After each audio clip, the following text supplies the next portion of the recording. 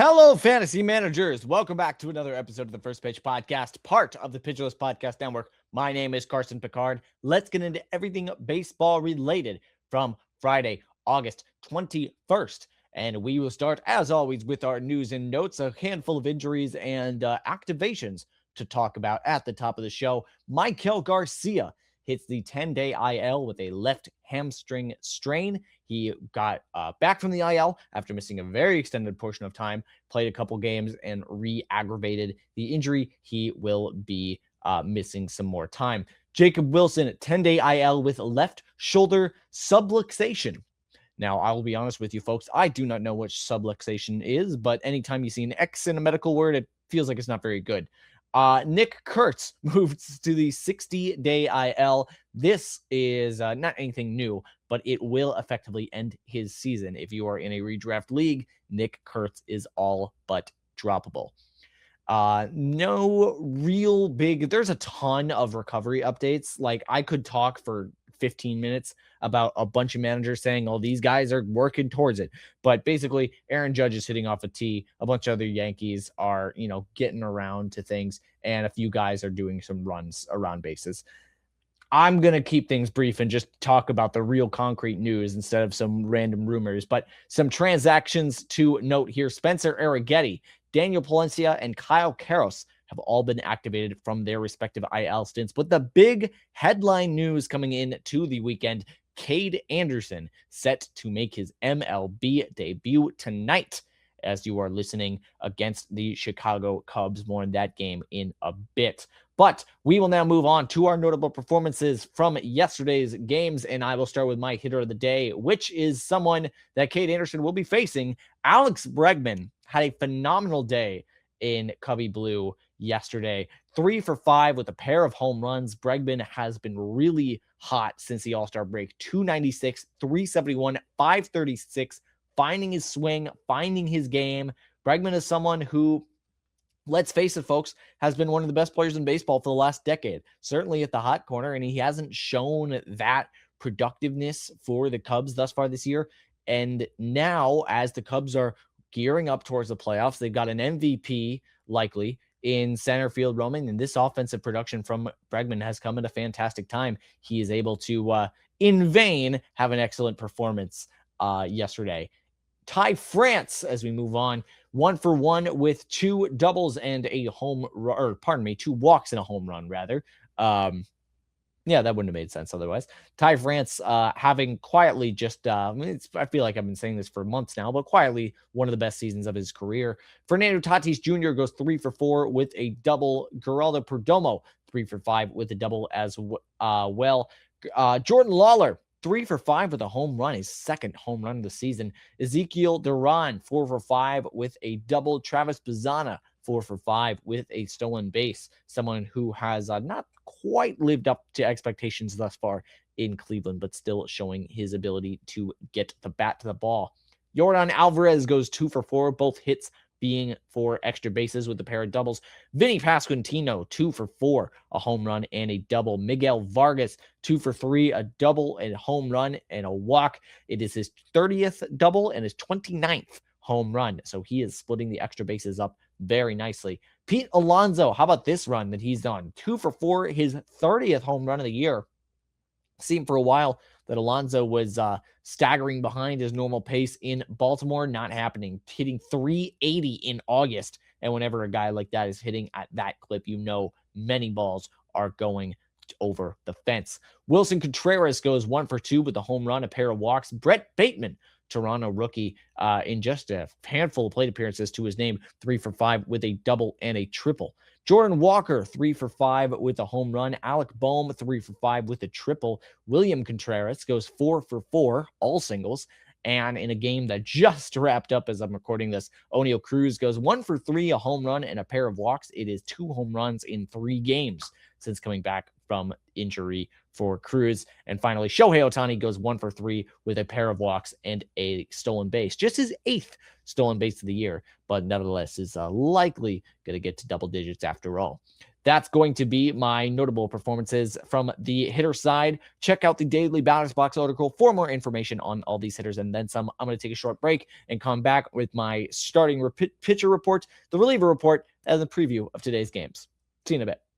All right, folks, welcome back to the First Pitch Podcast. We will now move on to talk about the namesake of the website, the starting pitchers for yesterday's games. And it was I'm not going to say ace-heavy day in baseball, but there were certainly a handful of top-tier pitchers to discuss and a few really interesting lower mid-card fights as well.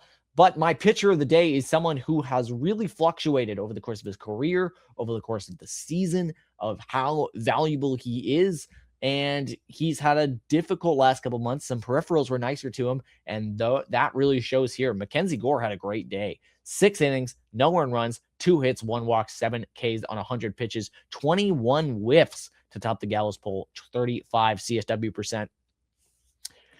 McKenzie Gore is a pitcher that kind of seems like he needs a couple more ticks to really work. That's true of most pitchers, but I feel like for Gore, he's very fastball dependent. He doesn't have a lot of things outside of it.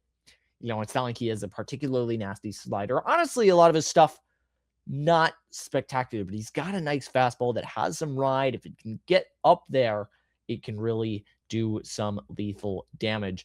This is a really nice start from Gore and shows that he definitely has it in the tank when he can get it up there. Yoshinobu Yamamoto, 6 1/3, 2 earned runs, 5 hits, 1 walk, 9 Ks on 107 pitches against the Pittsburgh Pirates, 16 whiffs, 37 CSW percent. Yamamoto, this is a really excellent outing. Not too much to say about that. Just was able to get some work done. And it's nice to see the strikeouts in a position where you want them to. He's typically been a little more conservative on the strikeouts, so to speak, this year. Not as much this one, just shy of double digits. Troy Melton goes 5 2/3, 2 earned runs, 6 hits, 3 walks, 3 strikeouts, 94 pitches, 9 whiffs, 20 CSW percent. Kept some runs off the board, but still a fairly weak outing from Melton, who has done really well over the past couple of months. Sean Burke, 6 innings, 4 earned runs, 7 hits, no walks, 4 strikeouts, 98 pitches, 15 whiffs, 28 CSW percent. Did not seem like a lot of things were really different from this start compared to some other starts. Just baseball kind of happened. Not able to get as many swings and miss on the fastball in crucial situations. Not able to put him away. 15 whiffs. He obviously was able to be effective, and this one just kind of got away from him, it seems. But overall, a solid outing. Well, that's not true. But an outing that is okay. Like, you see this and you think this is a level of variance you could expect with a starting pitcher. And overall, I don't think it should dissuade you. Freddie Peralta. Hold on about the dissuading part. Peralta goes 7 innings, 5 earned runs, 7 hits, 1 walk, 6 Ks on 98 pitches, 11 whiffs, 22 CSW percent. This is not a terrible start. It really isn't. It got away from him. If you're able to complete 7 innings, you're doing some things right. But we are now in mid-August. Do you trust Freddie Peralta to do anything for you at this point? You can probably. I'm going to go out on a limb. I think you can probably drop Freddie Peralta in a lot of leagues. It doesn't seem like it's getting much better on the Rays. The strikeouts to walks are better here, but he's still allowing a lot of earned runs. Like, this line isn't horrific, but dang it, it's not good. You can probably drop Freddie Peralta, which is crazy to say now, but where is the improvement going to come? I feel like it's not going to happen this year, guys. Trevor Rogers goes 7 innings, 3 earned runs, 6 hits, 1 walk, 6 Ks on 103 pitches, 14 whiffs, 33 CSW percent. Rogers has been stellar. Just been stellar. Is he an elite pitcher?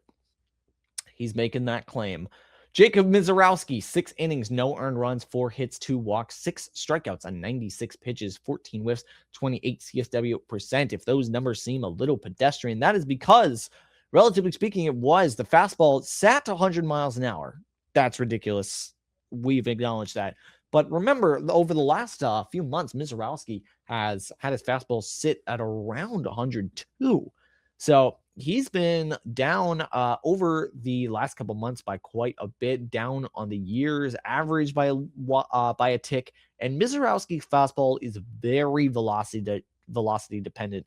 The actual movement on it is like, it seems a little ridiculous to talk about fastball shape when you're throwing it that hard. And generally that's true. But as you have more time for the hitters to adapt to it, the fastball movement becomes much more important.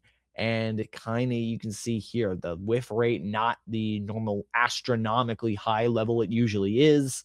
This is a scoreless 6 outings or scoreless 6 frames. Like, it's good. Don't get me wrong.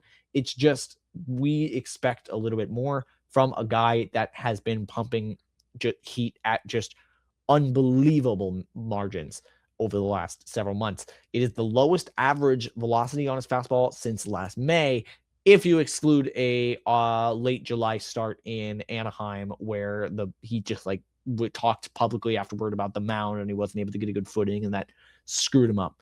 But nevertheless, it's a Jacob Mizorowski outing. It's good. He was excellent, threw like 60% fastballs. Hardly anyone can hit him. You know how it is. Anyway, if you want to hear more about all of these pitching starts and then some, including a couple notable ones I excluded, give the Plus Pitch podcast a listen and check out Nick and Jake's daily SP roundups as we now move on to the reliever report, a very short edition of the reliever report. Who saved it and who blew it? Trevor Megill saved it for the Milwaukee Brewers. 24 saves on the year for him. David Bednar picks up his 30th save for the New York Yankees. Aroldis Chapman is 28th for the Boston Red Sox. Rico Garcia, his 6th for the Baltimore Orioles. And Nate Pearson picks up his 3rd for the Kansas City Royals. Who blew it? Not a lot of pitchers really blew it today. Pretty normal day, not super dramatic across baseball. Edwin Diaz didn't pitch. So Jeffrey Yan is going to be my pitcher who blew it, who did not earn a blown save, but did throw 2/3 of an inning, allows a home run, which is a 2-run shot. Not that it matters. There's a walk-off in the 9th. I didn't know Jeffrey Yan was 30 years old. I just kind of assumed he was a prospect based on the strikeout celebrations. But yeah, kind of unraveled a bit here and allowed the home run, which is really funny when a guy who celebrates as hard as he does has something like this happen to him. It is really funny. But nevertheless, check out Rick Graham's weekly articles if you want to know more about all the bullpen situations around the league, as we now move on to look forward to today's slate of games. The full slate of games here on this lovely Saturday. The Pirates at the Dodgers. It's Jared Jones versus Tarek Skubal. Can Tarek Skubal pick up his first win as a Dodger? Yeah, he still hasn't done that yet. We'll see if he can do it at home. The Mets at the White Sox. Christian Scott versus Luis Castillo. A fun matchup there. Blue Jays versus the Yankees. Dylan Cease versus Ryan Weathers. But my game of the day, you know what it's going to be. David Peterson is going to face off against Cade Anderson in his career debut. Cubs at the Mariners. This is going to be this should be an interesting game. Should be a good test. The likely NL MVP in the lineup against the Mariners in an interleague matchup should be quite fun. And I think that Cade Anderson is, I don't want to say he's not talked about enough, because he obviously is, but this is one of the highest ranked prospects since Chase Burns, since Roki Sasaki, since McKenzie Gore, since Paul Skeens. I mean, there's very few top 5 prospects in baseball nowadays that are starting pitchers. And so for Cade Anderson, a lot to live up to. We'll see how he does. That game is going to be in prime time tonight. So that's going to be my game of the day. And that is going to be the First Pitch podcast for today. For a deeper dive on everything baseball, hop on to pitcherlist.com for further access to the site. Sign up for PL Plus or PL Pro to gain access to the Discord, PLV apps, and to support the Pitcher List staff. Finally, my name is Carson McCard. You can find me on the Shells podcast with my great co-host, Eric Hendrickson, as well as on the website formerly known as Twitter at Carson McCard PL. Thank you very much for listening. Good luck with the rest of your weeks. Bless the knees, bless the elbows. Take care, you guys.